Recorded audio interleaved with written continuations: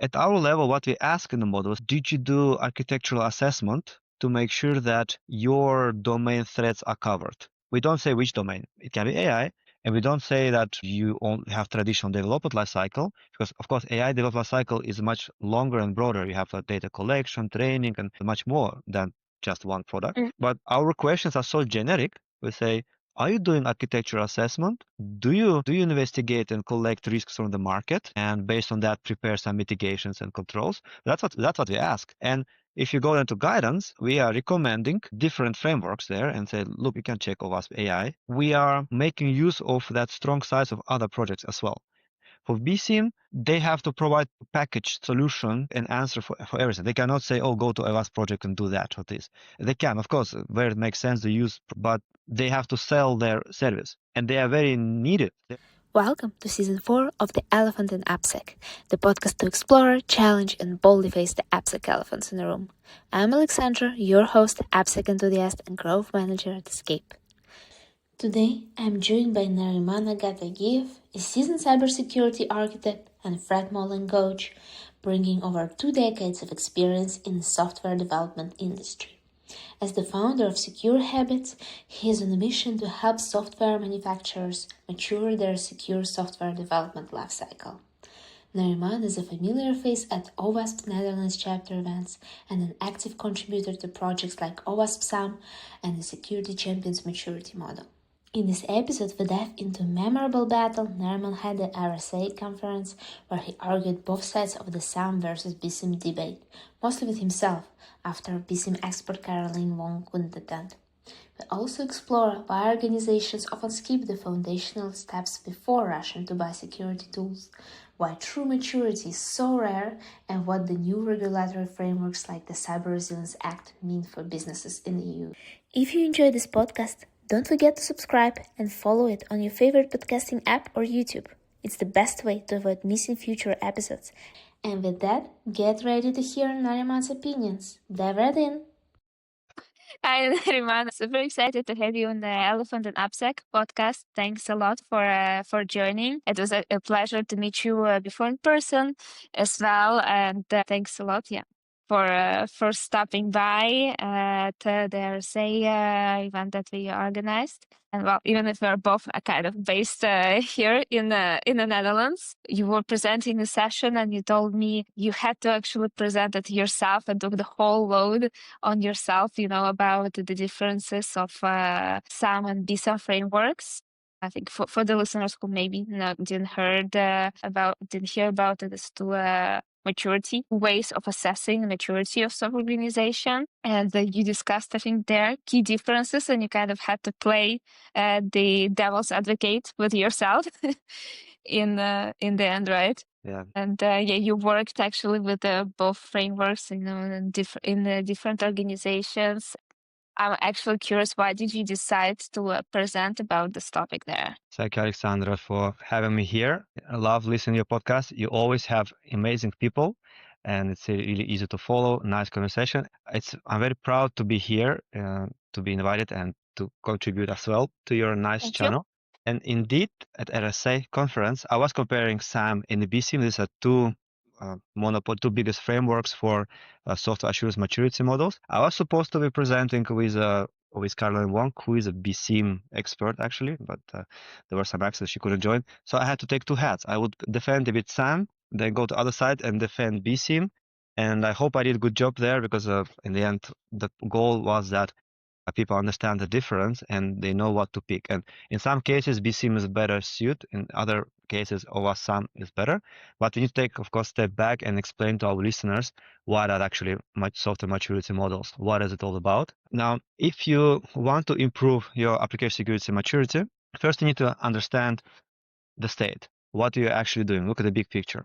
Because what I often see, companies want to improve, of course. They hire some consultancy companies.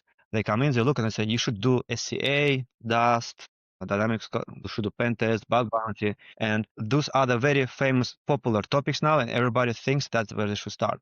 And people are influenced significantly with the marketing noise as well, because everybody says you should have SaaS tool, SCA tool, and this and that. And it's very easy then to start to focus directly there. But actually, there are always some low-hanging fruits. If you ask development teams, do you actually build securely?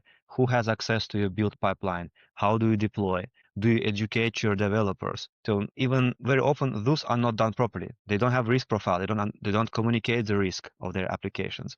So before you go and start jumping into this big project for SaaS, DaaS, SA, you need to have a general understanding of all the processes. And today on the market, there are two frameworks, two models, OWASP SAMM, Software Assurance Maturity Model, and BSIMM, which is now owned by Synopsys. Both of them have same roots, but they slightly diverse from each other in the last 10, 15 years. But basically, they show what you're supposed to be doing for governance, for education, for design, that you should be doing threat modeling, architecture review, pairing list of your third-party components. Then during the build and deployment, it also has a checklist that you should take care of build security, deployment security. Then you move to verification phase. So once you implemented it, there are some questions for yourself. It's not audit. It's not really like ISO certification, but it's for you to understand. So there are questions that reminds you to actually verify that the controls you identified or threats you identified during threat modeling, that you actually did something about it after the development. So do you have those controls in place? Do you actually follow that? And lastly, in the operations phase, like last column, which is both in the BSIMM and SAMM exists, they ask, how do you manage your production? How do you patch? So if you now have vulnerability or an incident, how do you find it? How do you patch it? Do you act on incidents? Do you actually monitor the log files to identify issues? Because sometimes you hack, but you even don't have a clue that you hacked. So this type of frameworks, they help you to assess the big picture, to see where you are. And then based on your context, the business, technology, exposure, risks, you do prioritization yourself. And based on prioritization, if you decide that you are very weak in operations or in design, you go and look at the market, what solutions are there. But you don't start from the market, because today everybody starts with the market. They go to events, they hear these presentations, and you hear that providers, software manufacturers, they say, well, if you get our tool, you put it in our pipeline, and suddenly you're safe. You cannot be compromised. It takes several months to put it. You need to first address low-hanging fruits and decide for yourself what is your priority. And that's why having maturity frameworks are very important. Now, the main difference is that OWASP SAMM is community-driven. People contribute with their guidance, with their activities, description, benefits. There are some tools, like just very simple, like just Excel file where you can go and answer the questions yourself. There are criteria. So it has exactly you can find the question that you need to ask to people. So if I am as a developer want to interview operations team or governance team, and that's not my regular habitat, so I don't speak their language, OWASP SAMM has exactly a question that you should be asking and exact criteria that you're searching for. And based on that, you can build some score. And when you start implementing, there are some prescriptions how you're supposed to be implementing, some ideas, but it's all community driven. It does not guarantee that you will do it perfect, but we're trying to help each other. And then BSIMM, that's supported by big corporations. If you don't have volunteers in your AppSec team that is willing to make their hands dirty and understand whole stack, because I came to product security from development and then a bit DevSecOps, and it's very rare that any AppSec person has an understanding of a big picture and a generalist. Usually we are a bit more specialized in some areas. So if you don't have a generalist in a team, for a software company, it's difficult to do some assessment because you need to have somebody who wants to do it and motivated to do it. Then the easiest way is to hire BSIMM team, bring them in, and let them professionally assess it for you. Of course, you can hire some practitioners as well. So there are some companies that are doing some and doing that way. With a BSIMM, it's one organization that can do it consistently for you for a good price. Well, Everything has its price. a corporate price, but it comes in a consistent good assessment, and they can also tell you how you compare with the market. And that's their biggest selling point. And there's like one example that I also gave it in RSA, is that imagine you want to clean your house in a perfect way. That's your objective. That's your goal. You call in the BSIMM team, they will go and assess the neighborhoods, and they will say, look, in your neighborhood, 80% of people use vacuum cleaner to clean the house. And probably if you do vacuum cleaner, that's what we see in the market, you will do a good job too. So they have a descriptive model. So they describe exactly the situation in your house and in the market, in your industry. They can tell you in your industry that's a practice. It's very helpful, and it's probably best way to do it like others in your industry.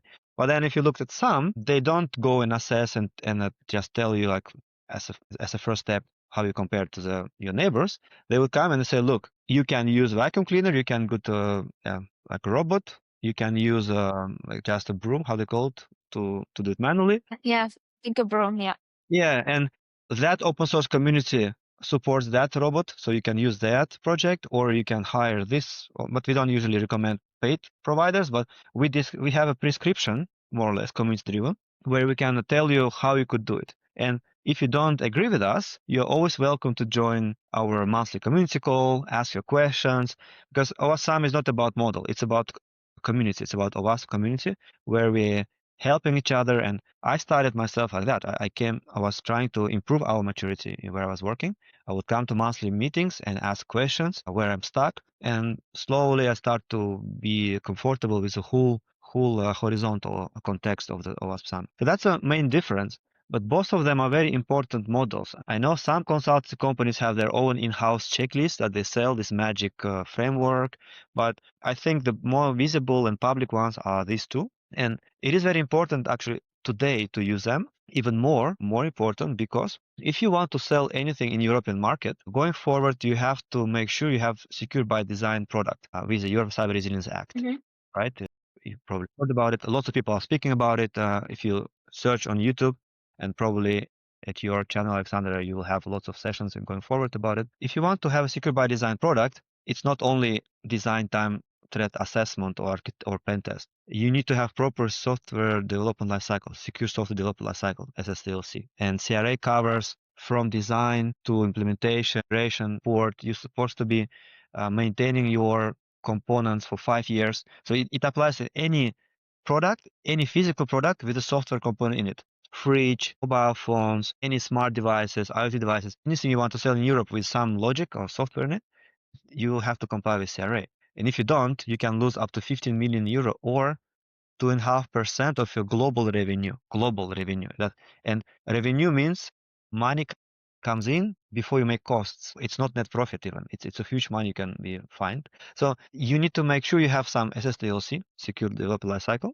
But imagine you are a Chinese company that imports some network switch to Europe. You can have your SSDLC, but European Union, the people who are going to audit you, if they don't recognize and if they don't agree, so much back and forth arguments, it can always be kicked out of European market. Choosing something known and accepted like SAMM or BSIMM, that's a very good starting point to structurally understand what is your today's SSDLC, where you are, what's your maturity, find your gaps, and then use SAMM as a baseline for your white papers, for your documentation to describe what you're doing actually. And today, not every country published guidances how to be ready for CRA, but I know that Germany did, and they do recommend using OWASP SAMM. How did you participate in that discussion with the German government, or how did they pick, OWASP SAMM to be included there? It's surprising. Lots of European legislations, acts, very often they are not really technically correct or like not very well What thought. do you mean by that? Do you have an example? Cookie law, right? European cookie law, that every site has to warn you that you are using cookies. I met once the guy who proposed the cookie law in European Parliament. He's a Dutch guy, and he's one of the political parties in the Netherlands. I'm not going to mention their names because everybody will hate their party afterwards. Because I hate cookies. That all the pop-ups. It's good, but it's annoying. So apparently, his goal was totally different in proposal. But when it started to take a shape, it turned out that everyone now suddenly has to make a pop-up and mention they're using your resources, save cookies, but actually they all use a CPU to show any picture, any variable in the JavaScript of the browser. So it covers a little bit, but it's not showing everything. So very often the legislators did not understand technology very well. But with the CRA, what I hear from people I talk with at OWASP, but also I was talking with Linux Foundation and the Eclipse Foundation, they all actually participated in this law. And for some reason, this time, European commissioners, they did invite us, and OWASP SAMM team also joined this conversation. Linux Foundation joined, Eclipse Foundation joined, and we all got a possibility to contribute our opinion early enough to the CRA law. And that's why CRA actually kind of logical. So it's not perfect. Some things are not clear yet, but it makes sense. And lots of open source community people, they accept it and they think it's really good. And it differentiates that people who make money on software, they're different from people who contribute in open source projects and different who are just hosting them. So like the GitHub or Linux Foundation that has a couple of open source projects under their roof, they are not liable, for example. It's clearly stated. CRA law explains exactly what it means to be just a contributor. They explain what it means to be a manufacturer, so a manufacturer who makes money on this. So they have all these roles and they have a very different level of responsibility and they understand what is software supply chain, who is liable. So there is an explanation. And when you look at this text, you say, is it just a lawyer who wrote it? It's impossible. It looks like they actually, you can see they did proper collaboration with open source community. They got their feedbacks, they improved, and it will be even better because it's not final. There are some more reviews going on. So CRA is good. It will give some sense of, it will improve a little bit product security for Europe, because now when you buy a digital camera or anything, you don't trust it will protect your privacy. You just don't know what's going on. And after 2-3 years, usually support is dies away. It's on purpose. But now they have to support it for 5 years. That's by law. They have to report to authorities about it, and they have to inform the users about incidents. They will have also to, so if you use open source projects, and today 75-80% of all the products are open source, made of open source. So as a software manufacturer, if I'm making money from my software or products with the software, it's me who is liable today. So the first person to make money on open source projects, to package it somehow, they will be the one that will be liable. And it means that now I will be either picking open source project that is actively maintained, or if I cannot choose another one, at least I will contact the developer. Maybe I will be sponsoring. I will be financially donating money to the Linux Foundation, Eclipse Foundation, if I'm relying on their project. If I'm relying on open source project that is only made by one person, perhaps I'm going to hire that person or maybe use internal developers to contribute. So the CRA will significantly benefit open source community as well in whole supply chain.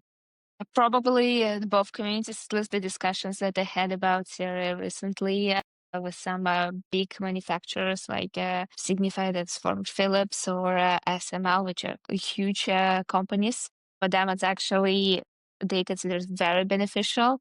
The security teams consider it very beneficial because say it helps tremendously to validate all the product security initiatives within the company and actually push even business team internally to actually do something, which I think it's overall it's just positive, whether it's, as you mentioned, yeah, open source or commercial, on the commercial side as well, because then it's easier to validate all the budgets, validate even building security culture, which maybe not costing something as mentioned, but still it's a huge part of the basics that you mentioned in the beginning, because without that security culture, you can't fix the foundations that are detailed by the maturity models, and at least that's where you can start. And also, by the way, there is third, maturity model that I had a guest here, Timo Page, who is based in Germany. I don't know. He was also the influence to include SAMM in the landscape. I don't know.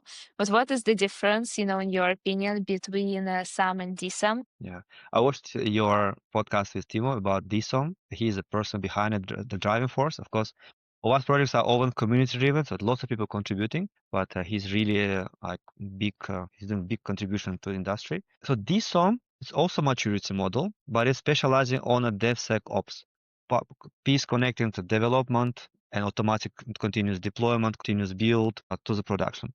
So OWASP SAMM covers bigger scope, from the training governance, how do you define the risk profiles, and then it touches upon secure build and secure deployment, and then it covers other things like maintaining production, etc. At the activities in OWASP SAMM that tells you, do you have secure build and secure deployment, we partially explain what is expected. Every activity in OWASP SAMM has a link in that activity detail page. If you go to owaspsam.org model, the area activities has sub-page, and in that page, at the bottom, there is a community guidance. So our prescription, like how you can do that. And each guidance, it would have a link, references to how to properly do it. And we reference to DSOM because we believe that BSIMM is a really good checklist maturity model to do secure build, secure deployment, and it starts from development, it ends at almost at operations production, but it's a DevSecOps maturity model, so development and operations where it comes together, very detailed.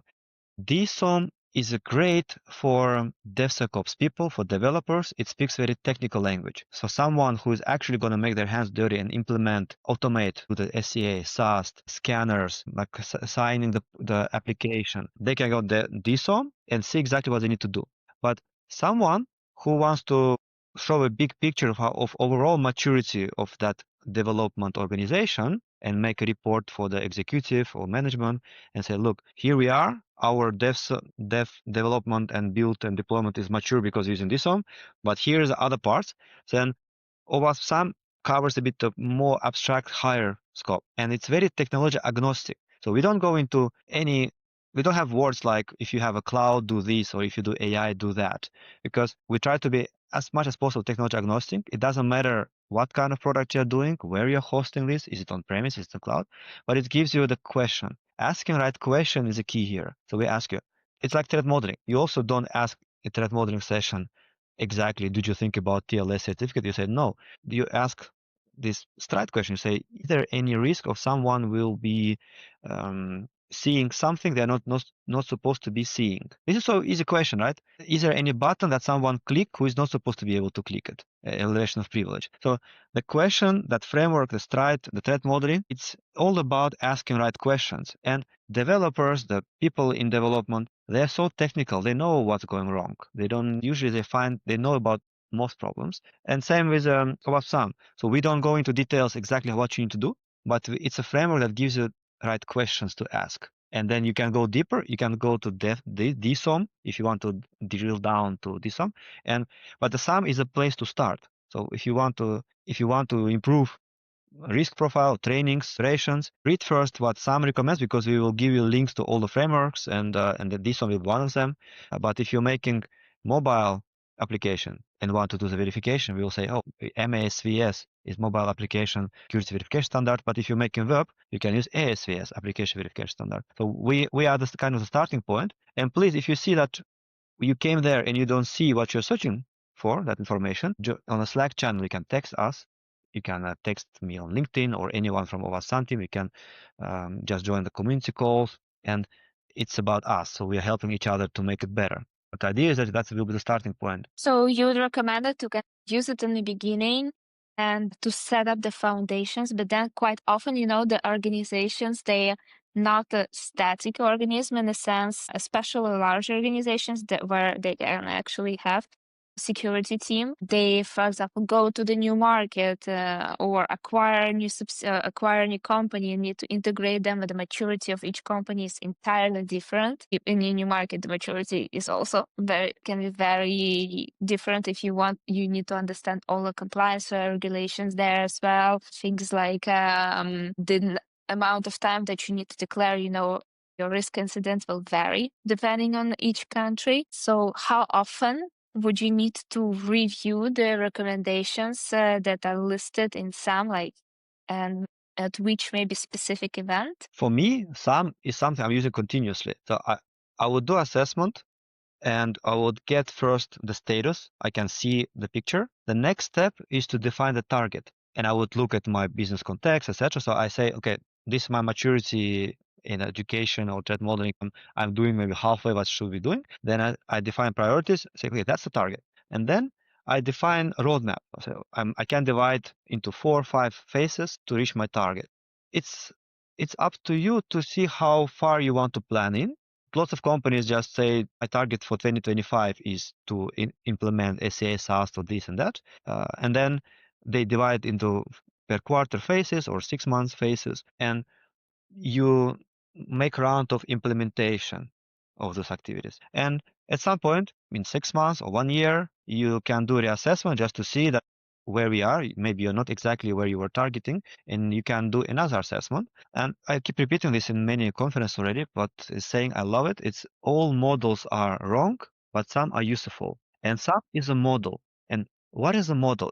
If you think of a model car or model train, it's not a real car or train. It is a simplified representation of something real. So that's why we call it model. It's something simplified. SAMM is simplified representation model of your SSDLC, developer lifecycle, because you have lots of different specifics and lots of details, but to make it useful, because all models are wrong, but some are useful, the goal here is how do you make this simplified thing useful for yourself?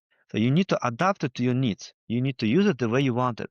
So if that question in a SAMM does not represent your reality, ask it the way that you want it. If you are not sure you're actually doing that activity or not, I would ask, do you want to improve this activity? If yes, let's downscore it to no.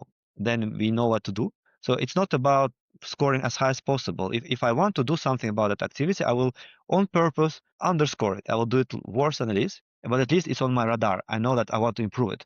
So I need to make it useful. That's most important. And you can use it yearly. I keep going back. So as I implement any activity, I would go to OWASP SAMM page, read that prescription, see what's available. If not clear, ask other people on Slack or in this community call, and I have a help to implement this stuff. You said about acquisition something. Yes, when companies acquire other companies, they have different maturity levels. So maybe you have some policies already, but that one has a better in something else, but other stuff is worse. If you have one policy for all, it's difficult. Then those who are less mature need to jump much higher in one go. It's like difficult. So with the SAMM or BSIMM, you can choose to assess one scope at a time. So it's okay, I'm acquiring this company. Let me assess you, and we make a tailored roadmap for you. If you are really immature, we'll give you a very simple task. Just do software composition analysis, third-party component security, and that's your goal for 2025. But if a company acquired very mature organization and they already have all everything in place, when I do assessment, I say, well, you have education for developers, but it's not customized per role. Let's customize per role this year. So I'm giving like much expertise level activities to them. So this type of frameworks, they can help you to keep structure, be organized, and you can do it tailored for different organizations. Have you ever thought about expanding model, like creating different variations of it based on, I don't know, industry or size of organizations, like tailor maturity in their life cycle, depending on the size? Have you ever thought about that with the community? It's being discussed. We try to be as technology agnostic as possible, independent from technology as possible. But reality is that people want a bit more guidance in certain situations. Like for CRA, SAMM covers almost everything. But there are activities that are not in SAMM. Like for example, you need to report to national authorities the incidents, and you need to do it within like 24 hours. And then within a week, you need to be doing something else. So this rule control is so specific for European market, but some is used by people in other countries too, in US, in South America, in Asia. So for them, it will be confusing if I would put in these controls in some model. So what we are discussing with the core team at the moment is we can have a landing page specific for certain industries or geographics. We can have European CRA landing page for people who wants to comply with CRA, and then we will show them okay, these activities from CRA are covered by SAMM, just follow the SAMM. And here are a couple of activities that are not covered, disclosing of the problems to specific authorities. And then we'll give them a bit more prescription how to do that, or we'll point some links to there. So we have this goal, and we want to have a bit customized, like landing page with a bit more context to different use cases. Okay, I'm actually looking forward to see that and explore the difference. I think it's going to be very interesting to see how it differs per industry, because I think depending on this industry, actually the initial starting points will be also different. Like if you work in financial industry, because of the compliance, you already have to be more mature than the rest, because it's still like, especially in Europe, in addition to BCIDs, DORA is also a big topic within the past year. All of those compliance mandates heavily impact where you stand or where you have to stand. Now, even if you're a fintech and a very small company in the beginning. And I saw, I think, also in one of the reports for BSIMM this year, I mean, AI has been on all over, all the security conversations, well, at RSA, Red, also online, like it's everywhere. And I think in BSIMM, like I think it's version 15, also like this year, it highlighted kind of the growing role of machine learning there, especially like in development. But it's also promotes the rise in adversarial activities, I think, too, in adversarial testing. How do you think both models actually address AI development and now also like model context protocol that basically just filed a couple of months ago, like all the technologies that are being built around AI every single week almost? Like, how do those maturity models address that constant change? So I really appreciate BSIMM team to keep updating their model and aligning with today's reality and challenges, because they have to operate in that closed environment. That's their model. They go to customer, and customers have questions about AI and this and that new technologies.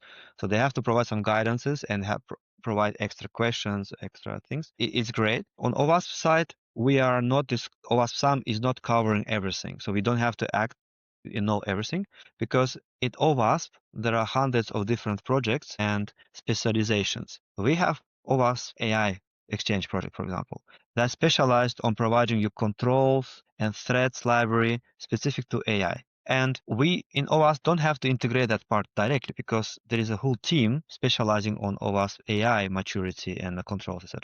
But at our level, what we ask in the model, say, did you do architectural assessment to make sure that your domain threats are covered? We don't say which domain. It can be AI, and we don't say that you only have traditional development lifecycle, because of course AI development lifecycle is much longer and broader. You have data collection, training, and much more than just one product. But our questions are so generic. We say, are you doing architectural assessment? Do you investigate and collect risks from the market, and based on that prepare some mitigations and controls? That's what we ask. And if you go into guidance, we are recommending different frameworks there and say, look, you can check OWASP AI, you can check a Gen AI project, you can check that. So we are making use of that strong size of other projects as well here. For BSIMM, they have to provide packaged solution and answer for everything. They cannot say, oh, go to OWASP project and do that or this. They can, of course, where it makes sense, they use, probably they recommend OWASP projects, I'm pretty sure, but they have to sell their service, and they are very needed. They're making money. It means that they are closing some needs of the market. They're providing value for sure. They're not lying to people and selling air. Their support and a professional support is needed, service is needed, and the companies that wants to have external expertise hires them, and they're doing a great job. And when you are more leaning towards using open source and do-it-yourself way working, then OWASP is a starting point, but we can link, okay, for AI to that, for IoT devices to use that one, for DevSecOps use this framework, and we are a community that can show you what to do. And you can always ask. If you don't find it, you always ask, and any of us, all of us people are so friendly. They're always willing to help and point you to the solution. Since you work quite often, with the community, have you ever met, in a discussion, maybe someone from an organization or organization as a whole that you thought, oh wow, they're really mature in their security practices? Do you mean organizations that we did assessments? Yes. I would say other way around. So sometimes, because most big corporate organizations, and I'm not talking about my ex-employer, because I'm been in OWASP SAMM user days, and I hear other SAMM practitioners their result of assessments. We have OWASP SAMM benchmark. So actually, BSIMM used to tell you what neighborhood is doing, but now SAMM also has this project. We have a OWASP SAMM benchmark. We have 80, 90 now inputs. So all the practitioners are able to donate anonymized results, and we can see more or less what is the industry maturity. So what you see is that industry is very immature. I'm very rarely surprised that they are mature. Other way around, I'm seeing like a huge financial organization or a bank, and say, are they that immature and they don't know how to do SCA? Or so you'll be surprised at what actually the reality is. When at a tender process, or when you buy a software from them or service, and you send them questionnaire, they always have this ISO certificate and this and that standards. They have all white papers, like they're perfect. And when I was developer or AppSec engineer, if I would receive the questionnaire, I will like do everything and close the gaps just to make sure I say yes. And even if it's not documented well, I will document and then say yes, but very quickly. SAMM is not to say yes. SAMM is to find your no's, to find your problems, because it's about helping you to be better. So that's actually the true situation of industry, that more representative of true situation. Of course, every SAM assessment person, a practitioner, have a bit bias or opinion, and it's not as consistent as BSIMM, but it's very more accurate than ISO assessments or controls checks. So I was mostly surprised how immature some corporates are, rather than being surprised, oh, they are really doing a good job. We are, as industry, really don't know yet how to do AppSec. We don't know yet how to build software even. So if you ask today, I was talking just a few days ago with someone who is working in ISO on a reference architecture project. It's a project that gives a certain quality standard how you're supposed to build architecture for a software product. I mean, architecture, the baseline. And all the architects that participate in this project, they still don't have an agreement what it means to have a proper software architecture. I don't mean software security architecture, just how to build software. You have a database, you have business logic, UI, like all these components. You can do it in a million different ways. You can use different libraries. And there is no agreement yet how to do it right, properly. So it's work fast, it's scalable. Like, I'm not talking security parameters even. We are not agreeing there. And now even newer, fresher industry is application security. We totally don't have any clue how to do it right yet. And of course, as a community, we're trying to mature all together. That's why being part of the WASP is so important, because we're learning. If I would do it alone, I cannot do it, and no one can do it. It's just also new. We are immature. Corporates are immature. There is lots of fuss, and look, we are so cool. We have all this, and we have our ISO certificates. Reality is, we are not mature today. You mentioned, a lot of people answer kind of no on certain questions. What is the questions? What is the question, or what are? I believe in the governance, doing handle risk profile is like typically threat modeling and threat assessment, thinking about security before you do implementation, that is low. I think it should be really high, because just by making a little bit of time, you can find majority of problems. If I just invite a developer and say, look, you're making this new feature, how do you think it can be abused? I don't use any structural stride framework, nothing. I just ask how it can be abused. They will spit out like 90% of the problems. I don't need to study cybersecurity even. I just invite it, and anyone can do that. But then, so that is really immature. That, like, design time, pre-development time activities, governance topics. Also, people hate to do governance, like defining the risks and profiles. That's immature. But operations, when you manage the production, when you have like some firewalls and restricting environments, like more like sandbox and stuff, they're a bit more mature.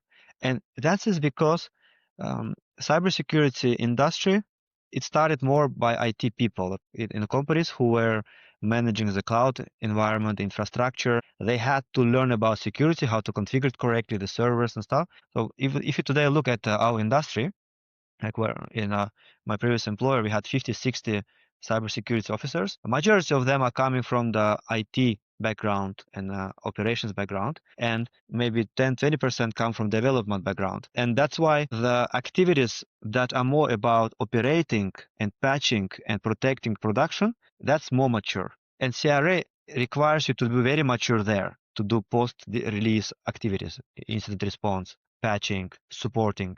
The CRA really has lots of accent there. And of course, lots of accent in the design time as well, but a bit less. And we are today, as industry, not doing proactive security before development, but we are doing post-release activities a bit better, because people who are doing that kind of work, they are in security more years, because that's where it started mostly. Okay, yeah, I totally agree with you on the fact that the way that the practices are driven are the way, especially based on the percentage of people who come from a specific background.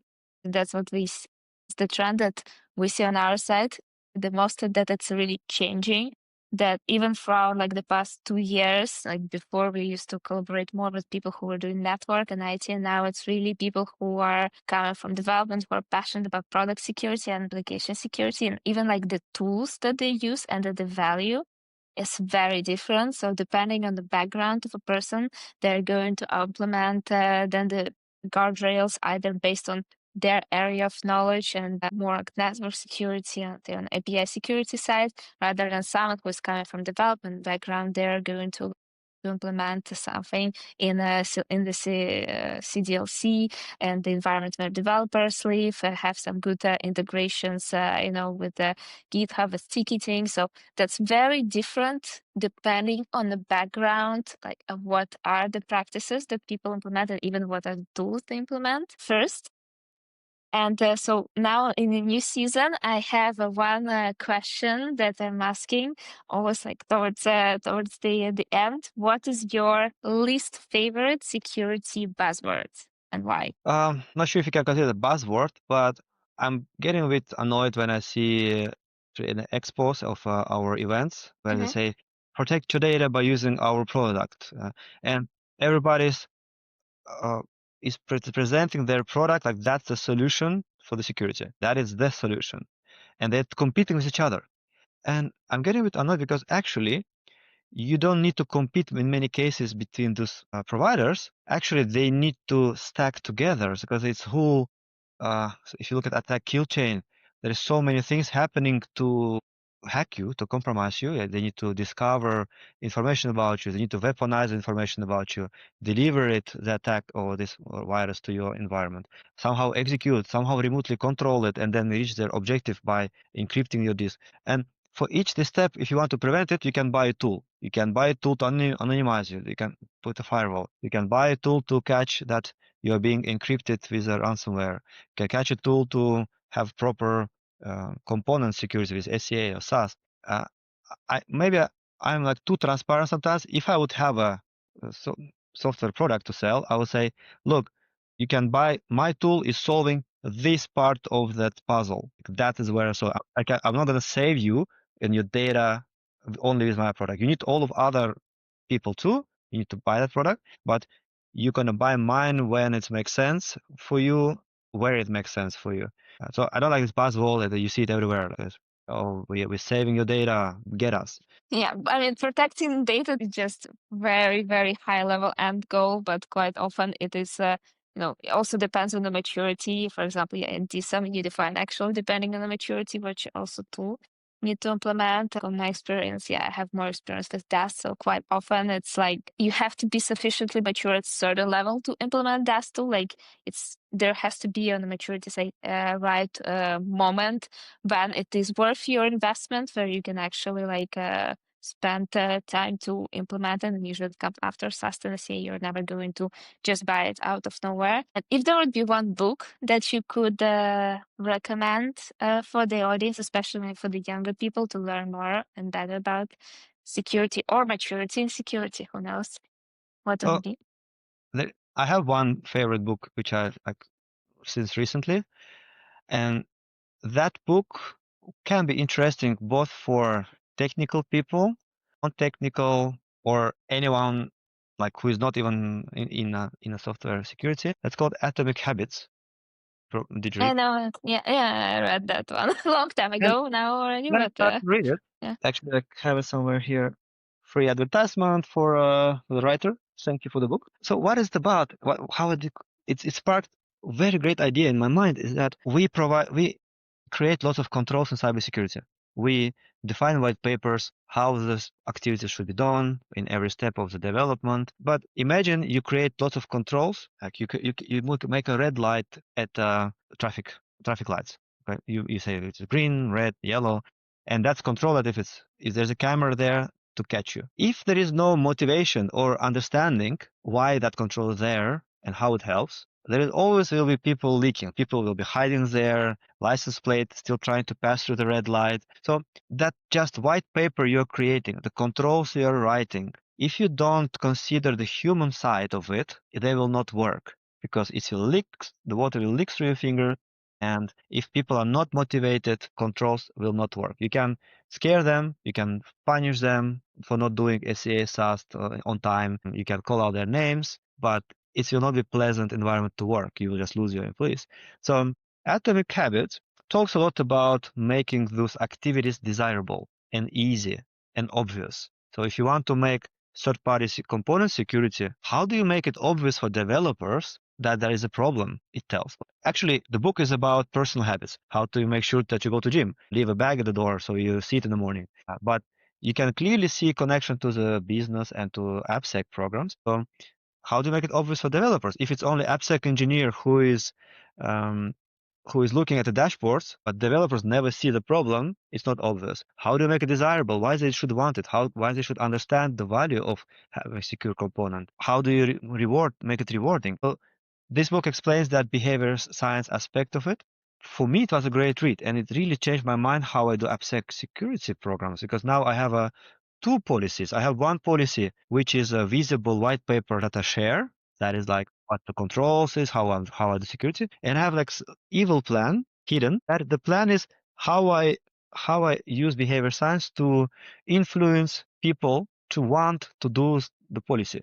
But for example, I will send emails thanking them for fixing the SCA. It's my secret plan. Or I will call out the name to say, hey, great job, this project did it. But I need to think about it, to have some sort of plan to make it work, to motivate them. I'm not going to write on a white paper, appreciate the person or ask their manager to complain about them. This all like evil, like political games that you need to use to make it work, the AppSec program. You're not going to write in a white paper, but you need to understand how to create this habit. And this is about creating habits. That's why I like this topic. And I can talk another 15 minutes about it, but I guess you got the point. Get the book, and when you read, think about AppSec, and then it will all make sense. Yeah, maybe people will reach out to you on LinkedIn afterwards to tell how much it inspired them in thinking about how they can build those habits also internally in their organization, maybe for themselves. Thank you so much, Nariman, for coming on the podcast and sharing your knowledge. It was a pleasure chatting with you. Hope you enjoyed as well. Yeah, thank you, Alexander. It was really nice session.